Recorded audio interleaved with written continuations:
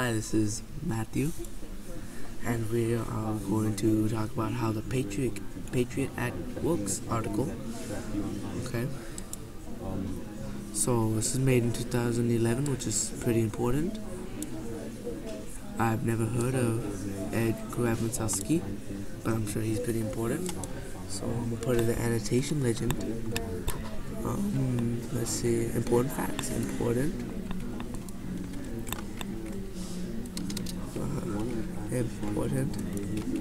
facts. Now, the Patriot Act is a U.S. law, because U.S. is pretty important, law passed in the wake of the September 11th. That's really important because we all know what happened. Terrorist attacks. Its goals are to strengthen domestic security and broaden the powers of law enforcement. Broaden the powers. I really don't think some people know that, so broaden the powers. So that'll be unknown. We'll put unknown words for broaden. Unknown. Unknown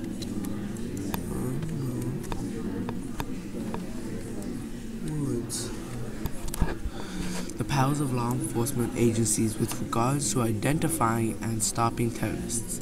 The passing and renewal, that's a pretty good word, renewal of the Patriot Act has been extremely controversial.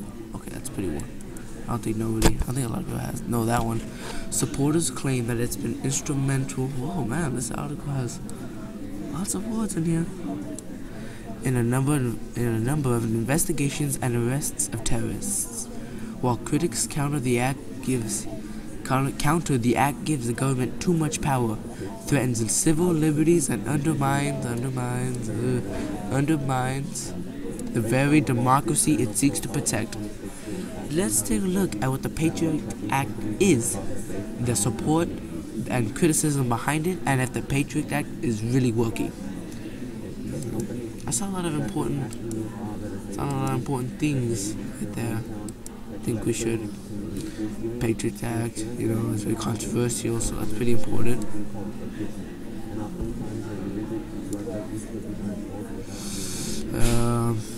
It investigates and arrests terrorists. It's pretty important, no one really likes terrorists. But people are saying it gives the government too much power. That's pretty important. Too much power. The government shouldn't have too much power. Let's go to the next paragraph. Title 2 is just one section of the bill. This section broadens the ability of law enforcement agencies to conduct surveillance. Wow, okay. It allows the interpretation of communications if they're related to terrorist activities, and allows law enforcement agencies to share information related to terrorist activities with federal authorities. In addition, it allows the government to order files from the providers of communication services with details about specific customers' use. Hold on, wait, I think I missed a lot of important details. Okay, so let's see. Alright, so it allows law enforcement agencies to share information related to terrorist activities. That's pretty important. It does do that with federal authorities, like FBI. It also helps the government order files from providers of communication services with details about specific customers. For example, an internet service provider can be ordered to provide information on IP addresses, login times. Wow, that kind of sounds like a familiar virus. And sites visited, kind of like the spyware. Title 2 also allows delayed notification of search warrants, meaning a suspect's house could be searched while the suspect isn't present. Wow, that's kind of, I don't know if that's against one of our amendments. And the suspect would not be notified. Yeah, that sounds like a word some of us would know. Notified. Pretty much a lot of words, like delayed notification and notified of the search until after it was carried out. Wow, people kind of go behind our backs then. It's kind of make me feel a little uneasy Okay, next paragraph. The Patriot Act has come under fire for some reasons. It was passed very quickly, just over a month after September 11th, 2001 terrorist attacks. Oh, okay, so I think we should highlight that as well, because that's very important. Now you know when it was made and why it was made.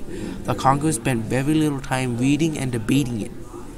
I can kind of guess that because, you know, it's to protect our country, especially after I'm sure some of these congressmen had family members who must have passed away on September 11th. By some accounts, less than 48 hours passed between the presentation of the bill's final wording and the law passing in both houses of the Congress, leading to some doubt whether many of the members, I don't know about that word. Final wording? What does that mean? Whether many members of Congress actually read the lengthy and complex bill. I think some of them just saw it and yeah. Okay, so let's do those words again. Wording, don't know wording. Don't know doubt. Let's see this one. Okay, let's see numbers. Our last and fourth paragraph. There are fears that the Patriot Act reduces or removes many of the civil liberties enjoyed in the United States and guaranteed by the Constitution. Wow, so I guess it's going against the Constitution itself. That's pretty important. So it's guaranteed by the Constitution. The right to privacy, which is amendment. But it's not mentioned in the Constitution, but supported anyways. Yeah, let me get this word out.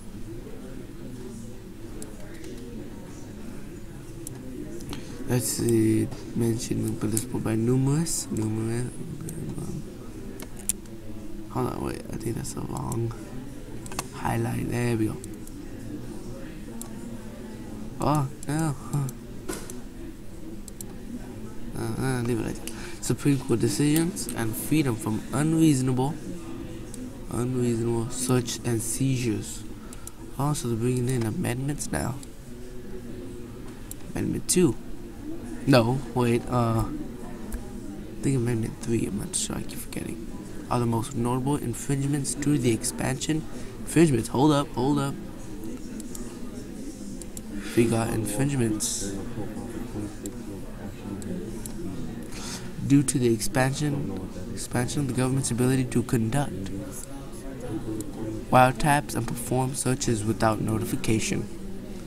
Okay, so that was how the Patriot Act works and how some people think of it as a pretty bad idea and how it came to be and when and why. So there you go, and this is Matthew signing off.